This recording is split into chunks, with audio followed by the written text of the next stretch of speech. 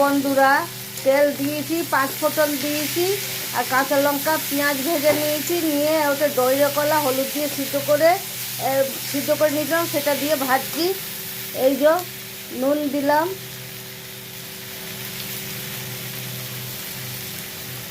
এই হলুদ দিয়ে ভাজবো। এটা ভালো করে ভেজে নিই। বিচি কলার চচ্চড়ি একে বলে। এই যে ভাজা হয়ে গেছে, আমি সর্ষে বাটা, লঙ্কা বাটা, গরম জল এই চচ্চড়িতে দিয়ে দিলাম। এই যে চিনির বদলে গুড় দিচ্ছি, এই দেখুন গুড় দিচ্ছি, দিয়ে এই যে চচ্চড়ি।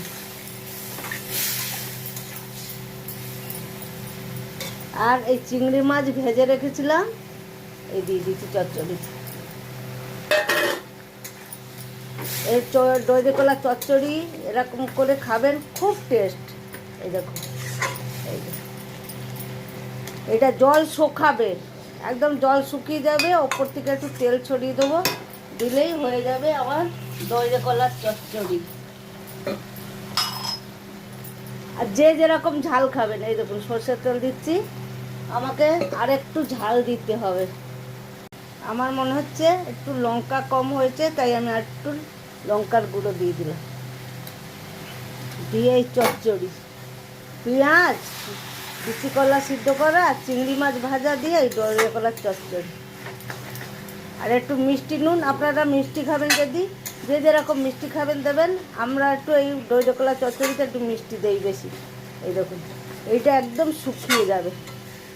দেখুন, এই দিয়ে এক থালা ভাত খাবেন। আর মুসুর ডাল সিদ্ধ করে নেবেন, আর এই দই কলা চচ্চড়ি দিয়ে এক থালা ভাত যদি না খাবেন। এই দেখুন, চিংড়ি মাছটা আমি একটু বেশি দিয়েছি, কেন চিংড়ি মাছ না দিলে টেস্ট আসবে না। আলু দেয়নি, এটা পুরো জল শুকিয়ে যাবে।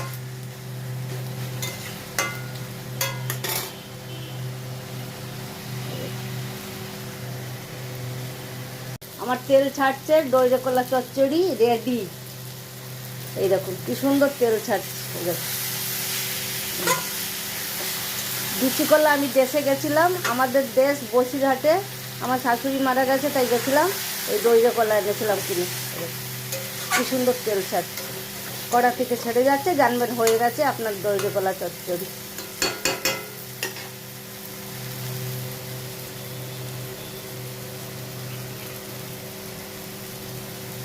একটা জিনিস ভুলে গেছিলাম, একটু আটা ছড়িয়ে দিচ্ছি, এতে